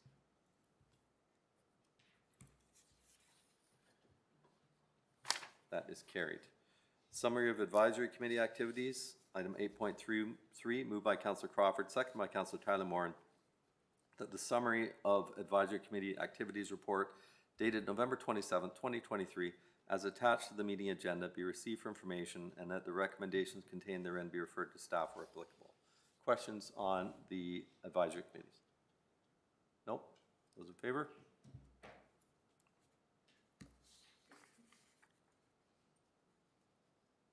That is carried. We have already dealt with the library service fall update. Moving on to regional council reports. Do we have any regional council reports? Mr. Mayor, we have a motion to suspend the rules and introduce two reports. Yes, we do. We have two additional departmental reports tonight, which did not make it in time of printing. So I need a motion to suspend the rules of procedure, which requires 2/3 vote to allow the addition of these two reports. Moved by Councillor Crawford, second by Councillor Tyler Morin, that the rules of procedure be suspended to allow the introduction of two reports without notice. OES 2023-21 RFT T23033 Power Street Sweeping Services and OES 2023-22 RFT T23039 for pickup trucks. Those in favor of suspending the rules? Need 2/3 for this. And that carries. Moving on to the first item, departmental reports 8.4.2 OES 2023-21 Power Street Sweeping Services. Moved by Councillor Tyler Moore and second by Councillor Lee. That one, staff rescind the previous contract award to Green Maples Environmental Inc. for Power Street Sweeping Services. Two, that council award the contract for Power Street Sweeping Services to Allman Equipment Limited in the amount of $297,755 inclusive of taxes for a period of 1 year. And three, that council authorize staff to renew the contract for an additional 2 1-year periods pending an analysis and satisfactory performance review at the anniversary date of the contract in the estimated amount of $575,367. Is there any, Mr. Meredith, presentation on this, or we just, no? We did have a brief outline that was sent to us. Any questions on this? No? Open the voting, please.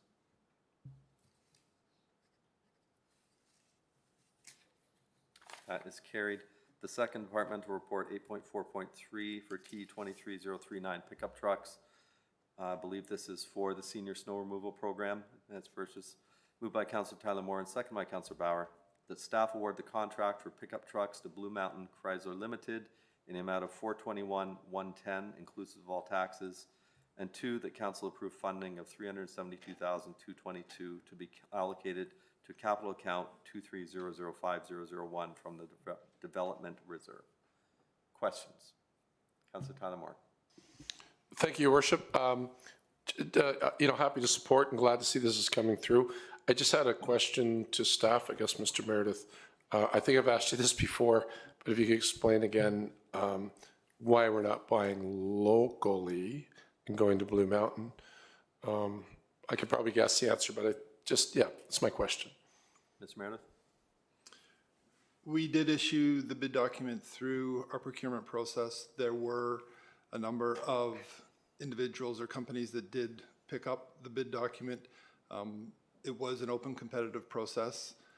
Some did not have the ability to meet the timelines that were expected. Right. So December 1st is obviously key in terms of our delivery of the service. So Blue Mountain was the one that had vehicles in stock and are able to have the vehicles here for December 1st. Okay, thank you for that. Thank you. Further? I just have a couple to Ms. Valentin because they're financial in nature.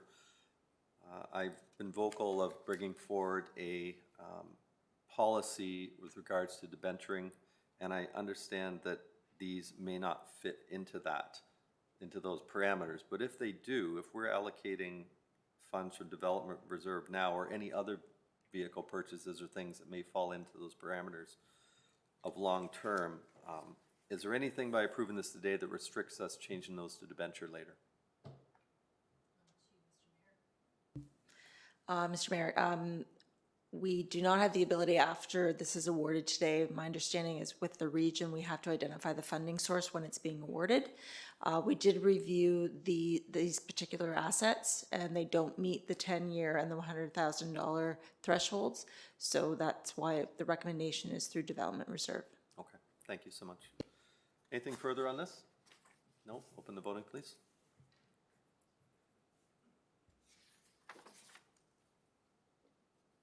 And that carries. Moving on to regional councilor reports. Are there any regional council reports? Can't talk about it. I understand. We've had a few in-camera things lately, and we're going to revisit that on Wednesday.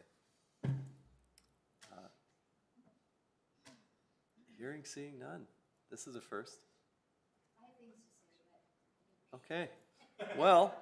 The report is there's nothing to report. Moved by Councillor Bauer, second by Councillor Crawford, that the regional council reports of November 27th be received for information, which is where they belong today.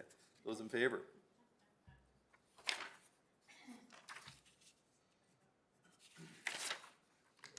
Carried.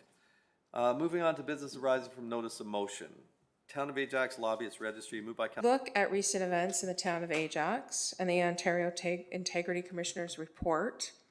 We noticed that Mr. X, whoever they may be, is mentioned with regards to the property in the town of Ajax, specifically in the Greenbelt and Ward 2. Would a lobby registration help with this situation? I feel yes. Having this framework in place not only protects the town, but it also protects us as councillors. It gives us an opportunity to follow some checks and balances prior to taking meetings, but also lets developers know we take open and transparent governance seriously at the town of Ajax. It does not stop us from doing the important work we need to do, nor does it stop us from meeting with developers, as they are an important part of our community. Colleagues, I ask you to ask yourself this question. Have you ever been approached by a resident to have a meeting only to find out that the resident owns a business and wants to talk to you about how their business can help the town of Ajax do better? It's not a bad thing, but it's important that other businesses in the same field that have residents that reside within the town of Ajax have the same access to councillors, and or the resident meetings don't turn into direct access to council. I would ask that you would support. Thank you. Okay, Councillor Dyes as the seconder. Do you wish to speak to this? Go ahead. I think Councillor Henry has said most of what I feel is important in that it sets, you know, a template as to what the rules are, protects both sides, whether it's the development industry or people with businesses or, and us counselors. And I do feel, we have been down this road before, and I didn't feel we were ready at the time. I think things have changed after COVID. It's a different world. I feel that I am getting lobbied on a regular basis as there is a real push for development in the community. And there are lots of different aspects of businesses from out of country, out of the province who do things a little differently. So I think we need to be more grounded in how we approach these things. And I think we have to have some rules in place so we all understand what we are doing and we're well protected. Thank you. Further? Councillor Crawford? Through you, Mr. Chair. Yeah, through you to Mr. Chair. This is just to have a report done, correct? Thank you. Any other questions? I'm gonna speak to it quickly. As I opened the meeting with, this is into my 21st year now on this council, and I've never been lobbied. I understand from some of the comments, I mean, we do have rules. It's called the Municipal Act, which I follow very closely, Conflict of Interest Act and the rest. And my understanding of a lobbyist is somebody hired by a developer to come in and speak and lobby on their behalf, not the developer themselves. So I don't think ever had that in my 20 plus years here. We did just go through a pretty major municipal comprehensive review at the region, where the region was lobbied very heavily by the build development community for scenario 2A, and they were successful, despite the unprecedented supplemental report put out by the regional planning department, totally condemning what they were trying to do and pointing out that they were duplicating a number of lands that we had already made decisions on, and negating a number of decisions we'd already made as well through the passing of that. I received a letter today we all know that the Municipal Affairs and Planning is reviewing regional official plans that have already been passed and rescinding them. And ours at the Regional Durham that hasn't been passed has got pretty much a permanent stay to the 120-day review period, or 90, whichever it is, while the new minister looks through it. There is a hearing on that November 30th at Queen's Park. And today, Build submitted their comments to Queen's Park on trying to support why they should not take scenario 2A out of the regional official plan. None of us were even aware that that was happening. So I'm going to be sending a letter of my own to this tomorrow with our comments, or my comments anyway. But just for example, knowing that these major things are happening, but there's no lobby registry for these massive events that are happening, I honestly, I normally, if something comes to us to just prepare a report and give us some information, I would support it, because I always want to get more information. In this case, I look at this as a solution, looking for a problem. I've not had this situation. We're trying to move things forward. And I've just never, ever experienced this in this venue. I had a few more things I wanted to add to this, but I will say that the Mayor of London, who is a graduate of public administration, spoke against it, called it political theater, and London voted it down. That's a not similar size, slightly larger. There are a couple that have it, yes, but there are also a lot of other municipalities that voted it down because well, I'll just go with what they said, political theater.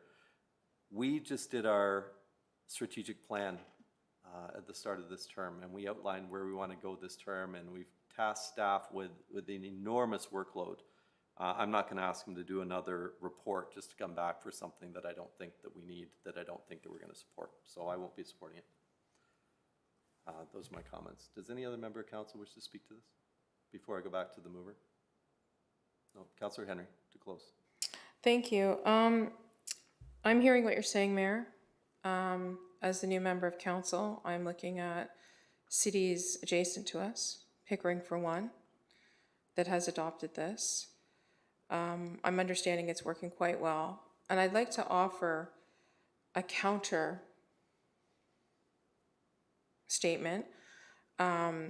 There's also something called a volunteer lobbyist, an individual who lobbies without payment on behalf of an individual, business, or other entity for the benefit of the interest of the individual business or entity.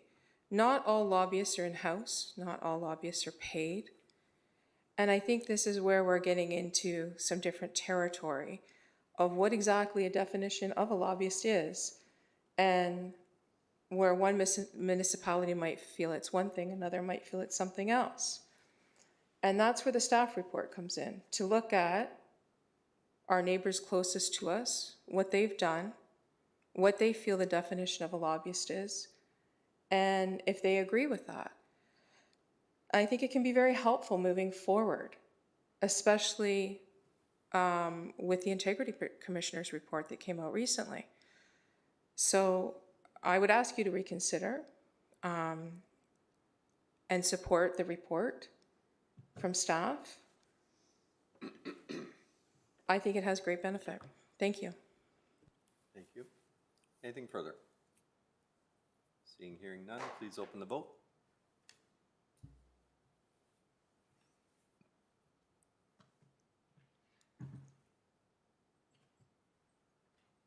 And that carries. Moving on to the next item, support for adults with autism spectrum disorder, ASD, moved by Councillor Lee, second by Councillor Bauer. Councillor Lee. Thank you, Chair. I will keep this brief. You all have the motion in front of you.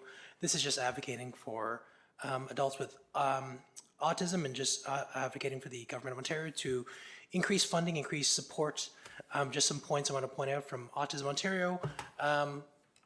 Autism is neurodevelopmental, has no cultural boundaries, is not the same for every person, and is prevalent in childhood, where 1 in 66 Canadian children and youth are diagnosed with autism, and 1 to 2% of all Canadians are diagnosed with autism. Currently, the supports for adults with autism is pretty much just ODSP, which is about $1,308 a month. Factor in that, therapies like speech language therapy, occupational therapy, social skills training, sensory integration therapy, this is not covered by OHIP and comes out of pocket, so that $1,308 does not stretch very far.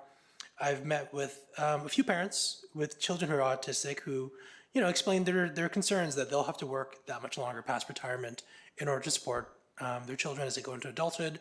I just think our government can step up and make things a bit easier, and that is what I'm advocating for today, and hope for your support. Thank you, Chair. You're welcome. Councillor Bauer, did you wish to speak as a seconder? Thank you, Mayor Collier. I just thank you to Regional Councillor Lee for putting forth this motion. I'm very happy to second it. And last month we had a group called Autism Home Base come and make a delegation to council. And what really struck me, and that's why I think it's so important that we pass this motion, is autism doesn't end when children become adults, and lifelong supports are needed. That's a direct quote from that organization, and I just think it's so important to remember that. So I'm happy to second this motion. Thank you. Councillor Henry. Thank you. I'd like to thank my councillor colleagues for bringing this motion forward.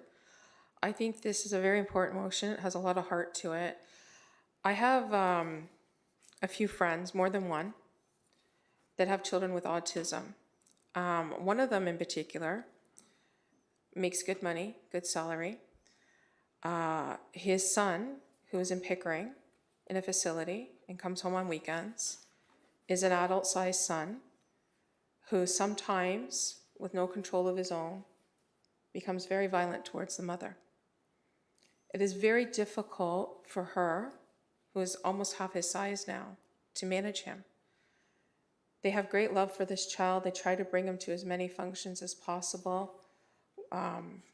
He's a wonderful child.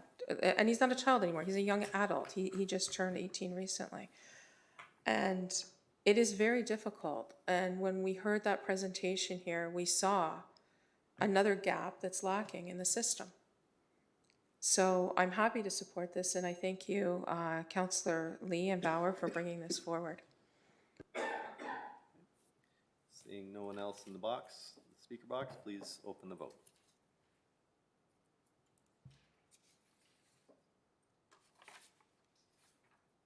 That is carried. Next item, business arising from notice of motion. This requires 2/3 vote, updating permitted use in employment zones. Moved by myself, second by Councillor Lee. I'll just speak to it quickly because it is printed in the agenda.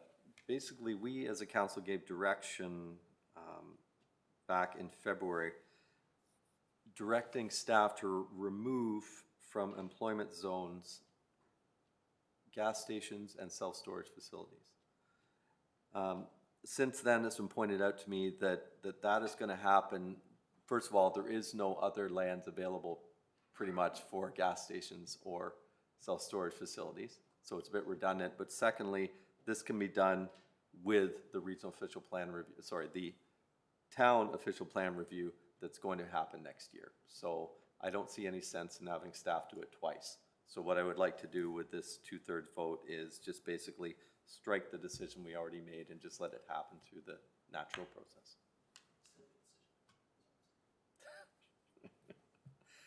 Any questions on that? Councillor Lee is a seconder. Okay, open the vote, please. I don't often ask us to undo things we've done, but that's one. Thank you.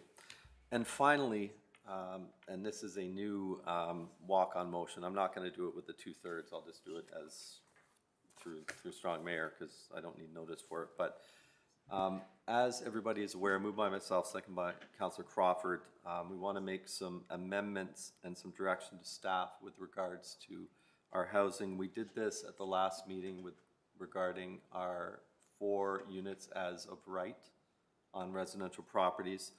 And this is further in order to try and further our application on our HIF funding to the federal government.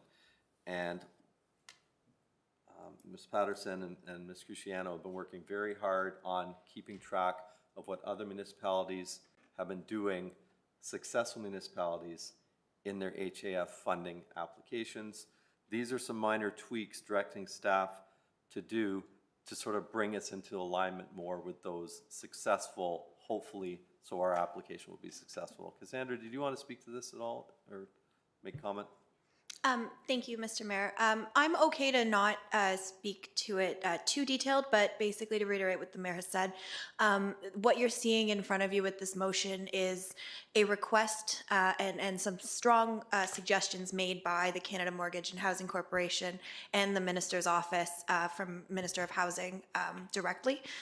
These are consistent with what has been asked of other municipalities to do, including the City of Toronto that received a letter yesterday or the day before, to do things that are very similar that's included here. So this is the minister's quote-unquote wish list for what municipalities need to commit to doing in order to receive funding. So it's less of a question of how much funding we're looking to receive. This really is a yes or a no decision point for the minister's office. Thanks, Cassandra, and happy birthday. Thank you.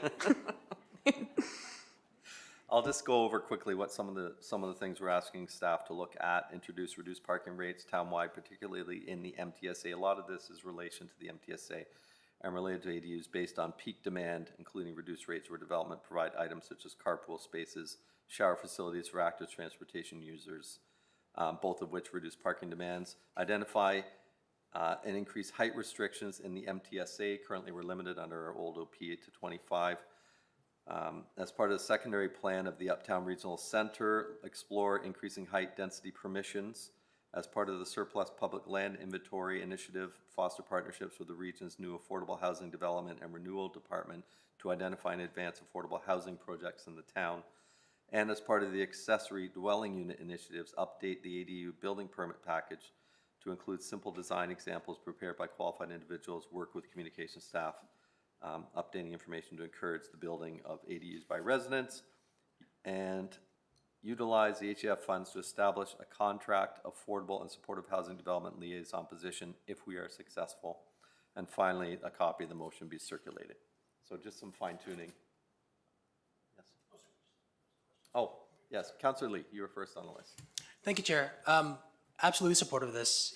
Looks like there's a lot of money available based on other municipalities. So I just want to confirm, the municipalities that didn't kind of get their allocation of funding as of yet, from what staff has recognized, it's because they missed one or more of these points. Is that correct? Through the chair to Councillor Lee, yes, that's correct. So in the case of Mississauga, I'll use as an example, the motion similar to this and the fourplex motion were brought to council by one of the councillors. It was voted down by the council, and following that, the next day, the minister released a letter publicly, basically naming and shaming the council and saying that they're not serious about committing to building more housing, and that they would not be receiving any money. And then as far as you know, this is only going to lower tier municipalities, right? Because, we mentioned a few issues with transit, for example, which is kind of beyond our scope. Would they be presenting this to the upper tiers or just strictly lower tiers as far as you've seen? So this right now is only available to lower tiers or single tiers. Upper tiers are not eligible. But where we've recognized, obviously, that we have limitations from, and the responsibility for affordable housing is the region. We have committed to working with the region to achieve those goals because we would need to work with them. And then of the 43.5 million, is there any direct allocation to the region for those region-supported initiatives? For example, do we have to cut out 5 million for transit, or that's up to our discretion? So through the chair to Regional Councillor Lee, the question for how much would need to be provided to the region if we were going down that road, in theory, this position that's being proposed would come up with a framework for what that would look like. If there was a decision or a desire to work with the region by maybe a grant matching proportion to incentivize developers to build more affordable units, that's something that would be explored and policies put in place by this position. And I will say on the transit piece, what is included in here is basically to increase permissions as of right around transit stations. And in cases like that includes the bus rapid transit, the existing Durham Region transit stops, the GO train station. So these are all the actual transit piece of it is not our responsibility, but enabling density and housing around those and within walking distance to those is really what the minister is looking to accomplish. Perfect.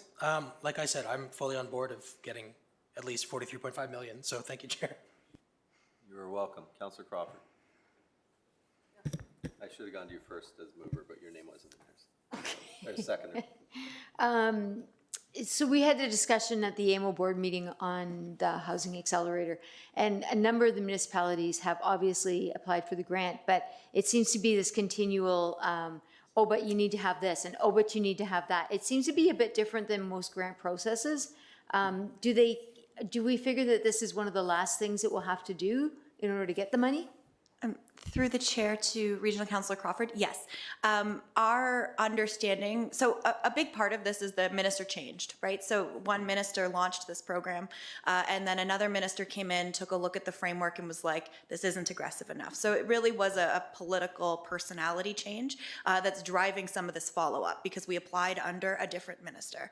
But what has been made clear to us is that we are, as you know, we are in the next round of potential approvals and that this in practice, and we've worked with the minister's office to say we do not want to come back for a fourth motion to council because this is something that we are interested in moving forward as quickly as possible. And so they have basically said to us that commitment on these items will provide us with the best chance of success.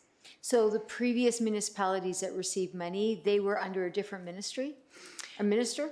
No, but they experienced the same negotiations, but okay. they did it more publicly.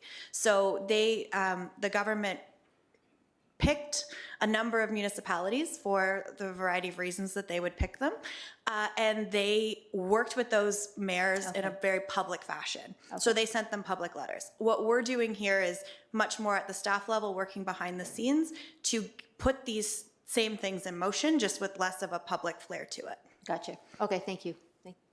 Welcome. Councillor Henry, you were next. Thank you. So I just want clarification on this, and we spoke about this today. One expert of it says, as part of the surplus public land inventory initiative, fostering partnerships with the region's new affordable housing development and renewal department to identify and advance affordable housing projects in the town and. So for the clarification purposes, surplus land, does this mean or include Hattrick House and or Sundial property? So through the chair to Councillor Henry, no, this does not include those two facilities. Those would fall under the staff and council's definitions of a underutilized facility, as has previously been discussed. Surplus land is not that. It is parcels of land that are not currently being used for any purpose, but are owned by a government or quasi-governmental organization. Right now, staff do not have the ability to quickly pull a list or quickly identify who owns what pieces of property in town, and that includes Metrolinx, that includes the federal government, that includes, it could even include, depending on the scope of work, the school boards, conservation, whatever that looks like. So it really is a more comprehensive analysis of who owns the land in town. Excellent, thank you for that. And I'd like to thank, through the chair, Director Romanowski, because in my conversations with you today, you basically said, this is what's in the OP and we're already doing this. This is wrapping it up into this, correct? Yes, so thank you for that. I'm happy to support. Councillor Bauer. Thank you, Mayor Collier. Yes, thank you for obviously the great amount of time, effort, and work that went into this, to you and your colleagues. I appreciate that. I just want to confirm, this is a yes or no. It's not a yes, but only for this amount of money. Through the chair, it is a yes or no insofar as will they even entertain looking at our application further. So obviously they have a scoring formula and a framework that they use based on the number of units that we expect that each of these initiatives would create over the next 4 years. That will create a calculation. We applied for $43.5 million. Staff right now have received no indication it will be any more or any less than that. But what we have heard is that the only way that we will move forward here is if we commit to what's included in the mayor's notice, in the mayor's motion. Great. Thank you. Most of my questions have already been asked. And do you expect, or do you have any idea of response time? Through the chair to Councillor Bauer, it is soon, is all that we are. All that we know. We know that they are, they've included us in sort of the next round of what has been publicly announced. And now we're just really racing to be the first in that next round that is awarded. Awesome. Thank you so much. Thank you, Mayor. You're welcome. That exhausts the speakers list. So time to vote.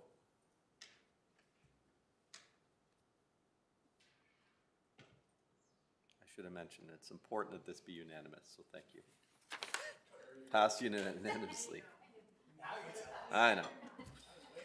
Off my game. Bylaws. That concludes our motions. Bylaws moved by Councillor Tyler Morgan, second by Councillor Bauer. The bylaws number 62-2023 to 68-2023 be read a first, second, and third time and passed. Questions, comments on the bylaws? Nope. I don't see your name. Councillor Henry. The Pickering Village Community Improvement Plan. I noticed, and I do apologize that I'm seeing that in there. And I'm noticing in one of the presentations we had at GGC, it was mentioning the importance of money for the village. We're still moving forward with this, right? Who would like to speak to this? I don't have it in front of me. Through the chair to Councillor Henry, yeah, these are just the bylaws that are coming forward, being confirmed from our previous discussion with regards to the CIPs. I believe Mr. Mayor brought those, I guess, changes from the 2 meetings ago to the last meeting, and these are the bylaws that need to be put in place in order to deal with those changes. So once we move forward with this, it's a done deal. Once we move forward with this through the chair, then the new versions of the programs will be in place, but they'll be unfunded. Okay. Thank you. Further on the bylaws? No? Open the vote, please.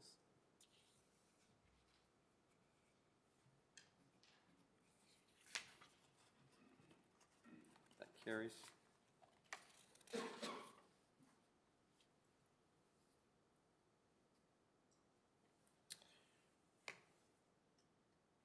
Second here.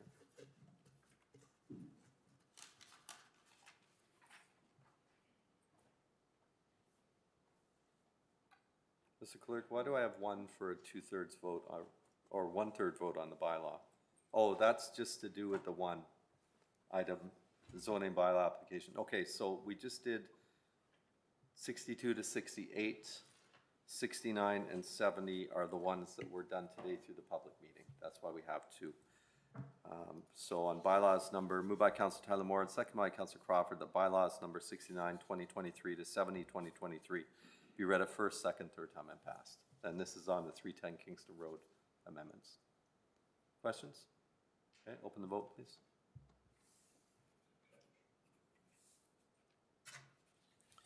That carries unanimously. Do we have any notice of motion?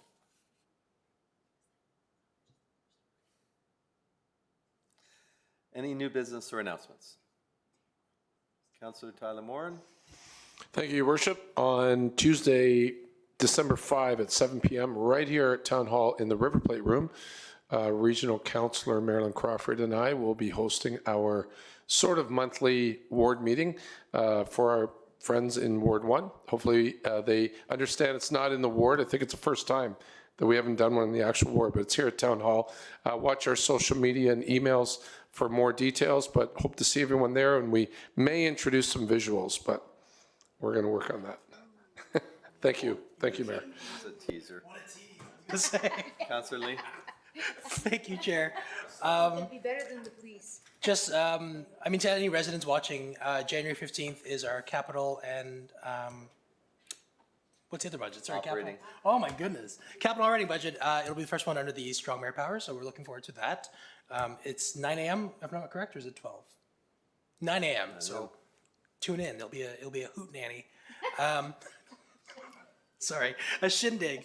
And finally, this is actually for Town of Ajax staff. On December 7th is the Town of Ajax Trivia Challenge, where my team will probably beat you all, but you know, you can try and come at us if you guys want. So thank you, Chair. Is this the trivia challenge where you're being a traitor and abandoning your old team to go to a new team? Yeah, yeah. I didn't know you were in town. Councilor Bauer. Councillor Bauer. Thank you, Mayor Collier. So last Wednesday, Regional Councillor Joanne Dyes and I hosted a Ward 3 meeting. Just want to have a shout out to the Ward 3 residents who came to that. We really appreciate your time and your engagement. Happy to run those meetings and have great discussion.